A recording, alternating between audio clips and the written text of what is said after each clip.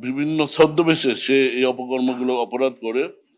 এমনকি তার একটা মডাস অপারেন্ডি হলো তার বাহিনী দিয়ে সে প্রথমে রাস্তা ব্লক করে রাস্তা এমনভাবে কাজ করে যে মনে হচ্ছে রাস্তায় সে যানজট নিরসনের জন্য সাহায্য করছে পুলিশের পাশাপাশি, কিন্তু আসলে সে এটা না। এই পিছনে যখন জ্যামটা লাগে এই জ্যামের পিছনে সে তখন ওখানে ছিনতাই করে বা কাউকে মার্ডার করছে কুপিয়ে প্রকাশ্য দিবালোকে। ঢাকায় এসে সে প্রথমে বিশুদ্ধ খাবার পানি পরিবহনের কাজ করত। পরবর্তীতে সে ট্রাকের ড্রাইভার হিসেবে, হেল্পার হিসেবে এবং ড্রাইভার হিসেবে দীর্ঘদিন চাকরি করে, দীর্ঘদিন এই পেশায় থাকে। এখান থেকে এই ট্রাকের ড্রাইভার এবং হেল্পার এবং ট্রাক স্ট্যান্ড কেন্দ্রিক অপরাধ জগতে তার হাতে খড়ি।